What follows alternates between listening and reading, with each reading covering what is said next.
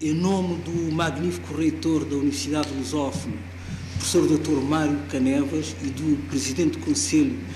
de Administração do Grupo Lusófona, professor Manuel Damasio, eu dou as boas-vindas a todos os nossos amigos que nos honram com a vossa presença hoje aqui na Universidade Lusófona para assistirmos e participarmos na conferência sobre a União Europeia que vai ter lugar.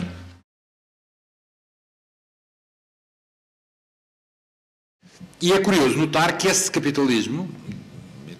primeiro italiano, depois português, holandês, tinha uma grande preocupação moral.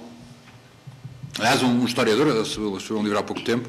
2006, um historiador desse período, diz uma coisa muito curiosa, é que todas as vezes que se fazia o orçamento dessas empresas, criava-se um capital, com o capital um fundo para os pobres, para dar aos pobres, e que se chamava, era o fundo do nosso bom Deus. E este fundo fazia com que cada vez que houvesse uma falência, os pobres eram sempre credores das empresas, porque havia lá registado, no próprio orçamento da empresa, uma fatia que era dos pobres.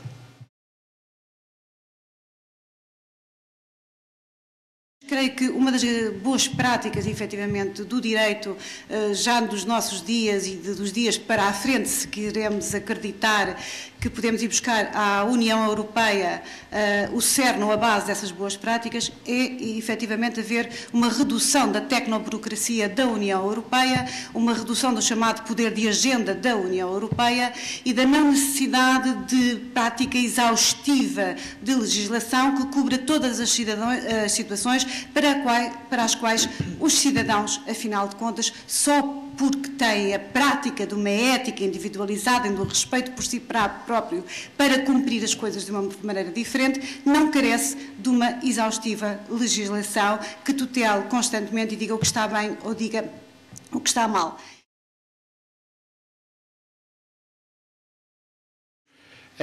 A vossa experiência, a experiência no dia-a-dia,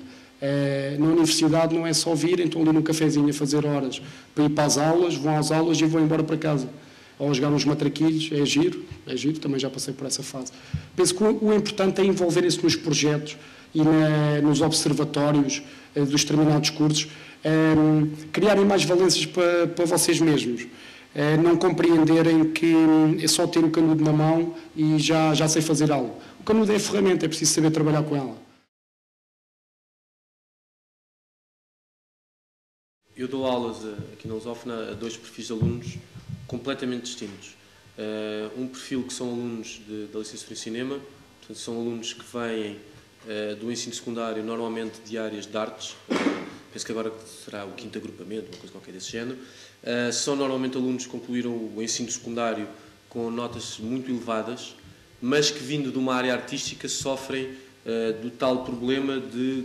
um encarceramento. Os alunos vêm de ano para ano mais bem formados no ensino secundário, os alunos que nós recebemos, principalmente os alunos que vêm do denominado ensino técnico profissional, onde há 4 ou 5 anos atrás eram alunos com grandes debilidades de formação em algumas áreas, hoje em dia não, são alunos muito mais equilibrados. Por contraponto, e aí tenho sentido uma evolução e uma melhoria, nomeadamente na questão da componente tecnológica, por exemplo. Por contraponto, eu dou aulas a alunos de engenharia informática, onde os problemas que sentiam no passado continuam-se a sentir. Ou seja, as fragilidades que alguns desses alunos traziam, nomeadamente nas áreas mais relacionadas com os métodos quantitativos, eu não noto nenhuma evolução particular.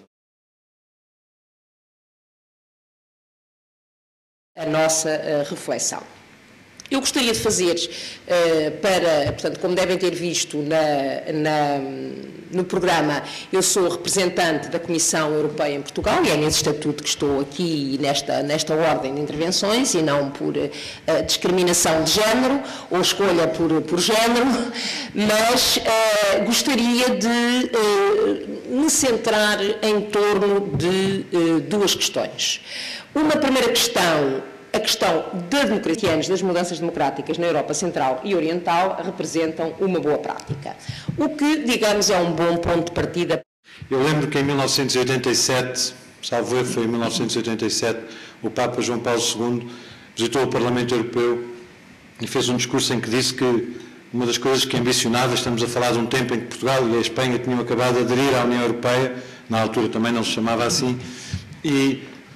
ele disse que uma das coisas que ambicionava era ver a Europa, aquela Europa onde estava, estender-se, alargar-se aos limites que determinava a sua geografia. E, obviamente, nesta afirmação,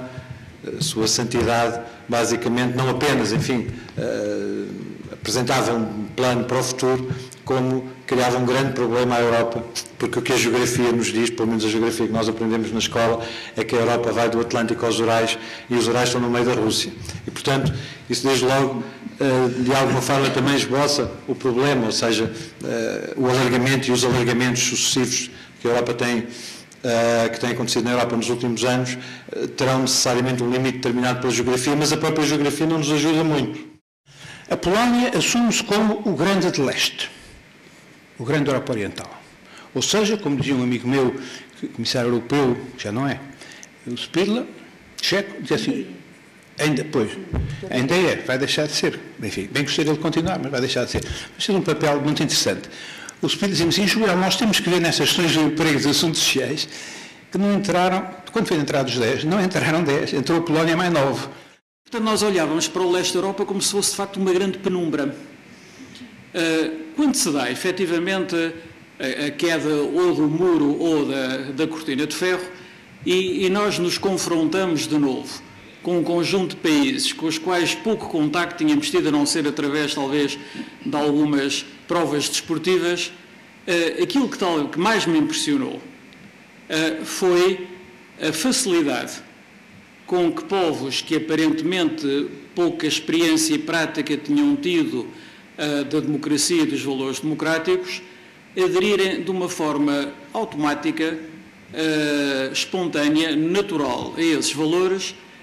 de tal maneira que eu me permito pensar que talvez não tenha sido sequer a cenoura da União Europeia que os terá trazido mais facilmente para os ideais democráticos, mas que essa cenoura até lhes seria completamente desnecessária, porque de uma forma espontânea era para ali que eles realmente se dirigiriam.